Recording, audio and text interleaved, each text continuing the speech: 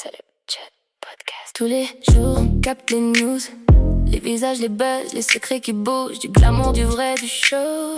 Les histoires du jour tout en haut. Ce qui est arrivé à Alain Prost chez lui en Suisse est franchement choquant. Et aujourd'hui, on va en parler. Bonjour à tous, c'est Myriam. On se retrouve pour un nouvel épisode avec des histoires qui, clairement, ne vont pas vous laisser indifférents. Aujourd'hui, au programme, Alain Prost victime d'un homejacking violent chez lui en présence de sa famille, une intrusion qui glace un peu le sang et qui relance la question de la sécurité des personnalités. Puis Mathieu Delormeau et son absence à la télévision qui intrigue de plus en plus, entre rumeurs de coulisses et flou total sur son avenir à l'écran. Et puis Kylian Mbappé, ses prises de parole et le débat qu'elle relance encore une fois sur la place des sportifs dans les sujets de société. Et surtout, en fin d'épisode, ne manquez pas notre Flash Info People Express, un condensé des news people qu'il ne fallait pas rater. Allez, c'est parti. Alors, pour commencer, on va parler de Mbappé. Et franchement, lui, c'est typiquement le genre de personnalité qui, même quand il ne fait rien, ça fait parler. Et cette fois encore, ça part d'une interview dans Vanity Fair. Et comme d'hab, avec lui, c'est simple. Dès qu'il parle, tout est analysé dans les moindres détails. Et dans cette interview, il revient sur plein de sujets sérieux. La France, le racisme dans le sport, les tensions politiques. Bon, rien de léger quand même. Et surtout, ses prises de position récentes. Chez lui, c'est pas nouveau, parce que déjà, avant l'Euro 2024, Mbappé avait pris position sur la situation politique en France.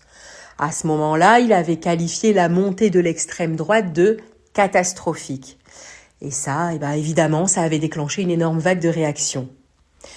Ce qu'il expliquait à ce moment-là, c'est quelque chose qu'il répète assez souvent. Pour lui, un footballeur, c'est pas juste quelqu'un qui joue au ballon et qui rentre chez lui après. C'est aussi un citoyen. Donc, il estime qu'il a le droit, et même presque le devoir, de s'exprimer sur ce qu'il se passe dans son pays. Et c'est là que ça divise. Parce que certains disent « Oui, mais tu es footballeur, reste dans le sport ». Et d'autres, au contraire, trouvent ça logique qu'une personnalité aussi influente prenne la parole. Bon, à l'époque, ça avait déjà créé un petit clash. Jordan Bardella avait réagi assez vivement en disant en gros que quand on est multimillionnaire et footballeur star, on devrait éviter de donner des leçons aux gens qui galèrent au quotidien. C'est une ambiance assez tendue, Et Mbappé avait répondu indirectement, en rappelant quelque chose de très simple pour lui. Peu importe l'argent, peu importe le statut, il reste un citoyen comme les autres. Et le fait d'être connu ne le déconnecte pas de la réalité du pays. Et aujourd'hui, dans sa nouvelle interview, il revient encore sur cette idée. Et forcément, ça a tout relancé en fait. Parce que dès qu'il reparle de politique ou de société, ça réactive immédiatement les débats. Mais ce qui change cette fois, c'est qu'il n'est plus seulement au centre d'un débat avec des politiques. Il est aussi au centre d'un débat dans son propre milieu. Parce que là, c'est Michel Platini qui entre dans la discussion. Et Platini, c'est clairement une autre génération. Lui, il dit quelque chose de très simple. Quand tu portes le maillot de l'équipe de France, tu représentes tout le monde. Et donc, selon lui, les joueurs devraient éviter de prendre position publiquement sur des sujets politiques. Et il insiste sur un point. À son époque, les joueurs ne s'exprimaient quasiment jamais sur ces sujets-là. Pour lui, le rôle d'un international, c'est de rassembler et pas de diviser. Bon là, on a vraiment deux visions qui s'opposent. D'un côté, Mbappé, sa génération, hyper exposée, ultra médiatisée, qui estime normal de parler de société. Et puis de l'autre, une génération plus ancienne qui considère que le terrain doit rester le terrain. Et c'est là que le débat m'a vraiment intéressée, parce qu'on parle plus juste d'un joueur qui a donné une interview. On parle d'une vraie question de fond. Est-ce qu'un sportif de ce niveau doit s'exprimer sur tout ? Bon, évidemment, autour de ça, tout le monde réagit. Michel Sardou, par exemple, a pris sa défense en disant qu'il trouvait ça plutôt bien qu'un joueur ose avoir des idées et les exprimer.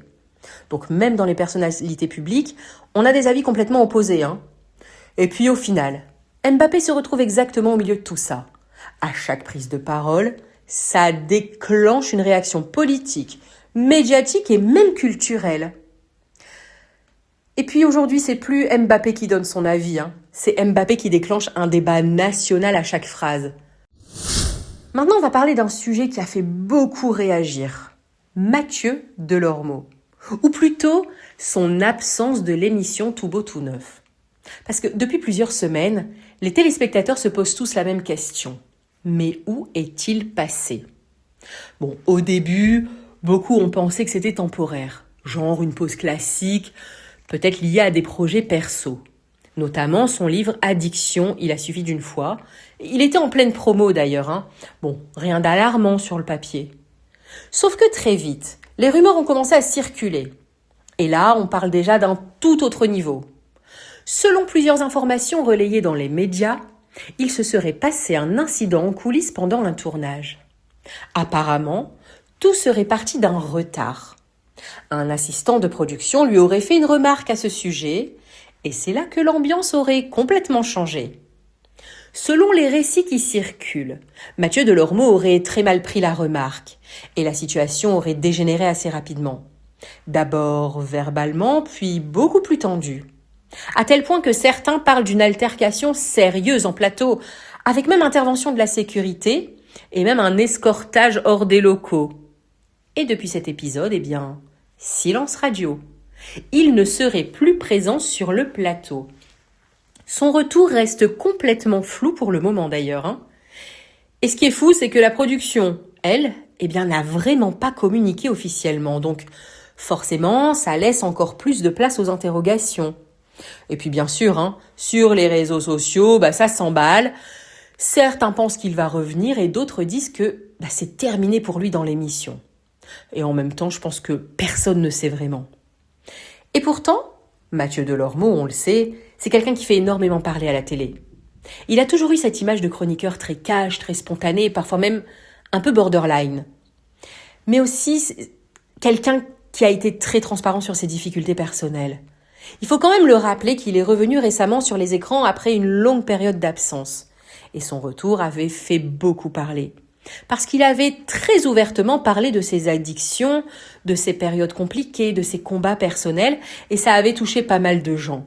Donc forcément, cette nouvelle absence interroge encore plus parce que on ne sait pas si c'est juste un incident isolé ou si ça marque un vrai tournant dans son retour à la télé.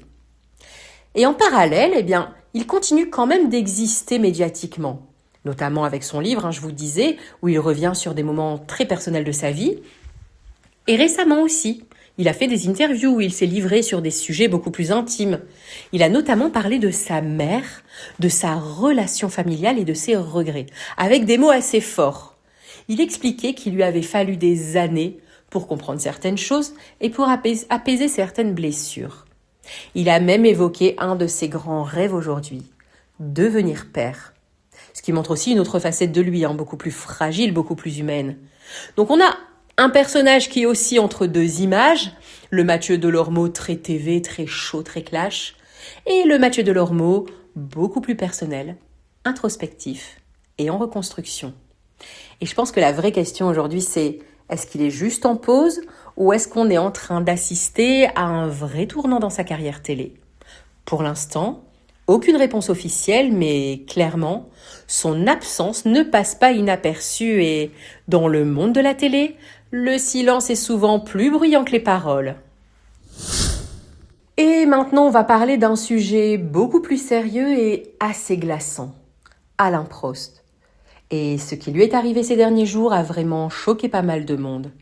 Parce que là, on n'est pas sur une petite anecdote people, on est sur un homejacking violent, directement chez lui, en Suisse. Les faits se seraient déroulés en pleine matinée vers 8h30 dans sa propriété. Et selon les premiers éléments qui circulent, plusieurs individus cagoulés auraient réussi à s'introduire dans sa villa. Et ce qui est encore plus choquant, c'est qu'Alain Prost était présent sur place avec sa famille. Donc on parle d'une intrusion alors que les occupants étaient à l'intérieur. Très vite, la situation aurait dégénéré. L'ancien champion aurait été pris à partie par les assaillants et il aurait même été blessé à la tête pendant l'intrusion. Bon, heureusement, les blessures seraient légères, mais le choc, lui, est évidemment énorme. Il faut savoir qu'ensuite, les cambrioleurs auraient séquestré temporairement les membres de la famille, le temps de fouiller la maison et de récupérer des objets de valeur. Et là, on est vraiment dans une scène digne d'un film, parce que, selon certaines informations, ils auraient même forcé l'un des enfants d'Alain Prost à ouvrir un coffre-fort sous la menace. Bon, psychologiquement, ce genre de scène laisse des traces, hein. Même si physiquement, tout le monde va bien, ce type d'événement est extrêmement traumatisant. Les autorités suisses ont rapidement lancé une grosse opération de recherche avec des unités spécialisées, des chiens policiers et même une coopération avec la France. Mais pour l'instant, les suspects restent introuvables. Le montant du vol n'est même pas toujours la partie la plus marquante, vous savez, dans ce genre d'affaires, même si ici, bien sûr, on parle de bijoux, de montres de luxe, notamment de pièces très haut de gamme liées à ces partenariats. Mais c'est qu'au-delà de ça, ce qui marque surtout, c'est le mode opératoire. Parce que ces dernières années, on voit de plus en plus de cas de homejacking visant des personnalités. On se souvient par exemple de certaines célébrités françaises qui ont aussi été ciblées récemment à leur domicile. Des cambriolages avec parfois les familles présentes sur place. Et c'est ça qui rend ces affaires particulièrement inquiétantes. Parce qu'on ne parle pas seulement de vol, on parle d'intrusion dans l'intimité la plus totale. Dans un endroit où normalement t'es censé être en sécurité. Aujourd'hui, ce type d'agression pose clairement une question plus large. Comment protéger les personnalités publiques quand leur vie privée devient une cible ?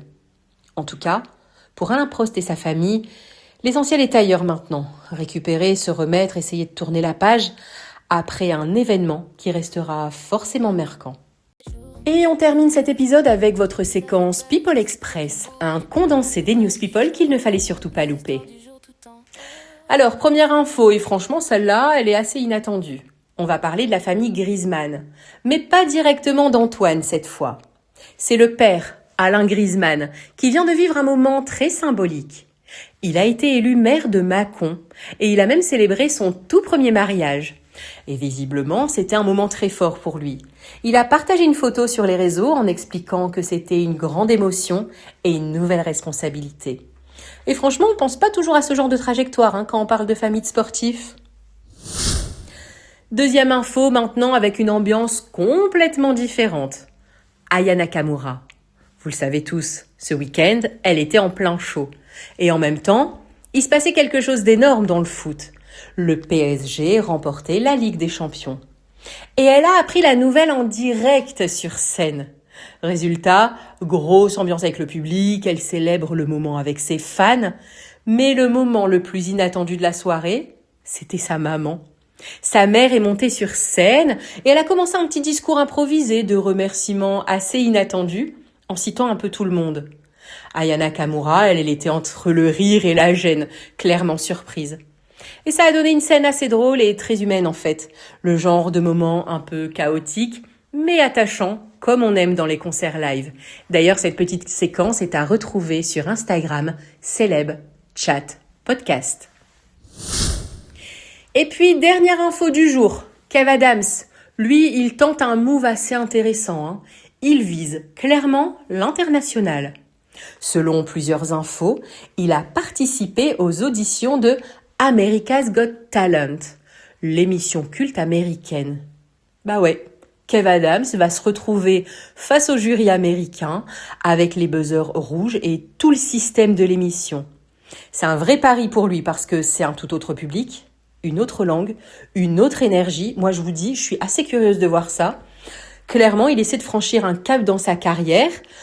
On verra très vite si le public américain accroche ou pas, puisque son passage doit être diffusé très bientôt. Merci d'avoir suivi le rendez-vous. Demain, on revient toujours pour vous. Même vibe, même feu, même éclat. On se retrouve demain.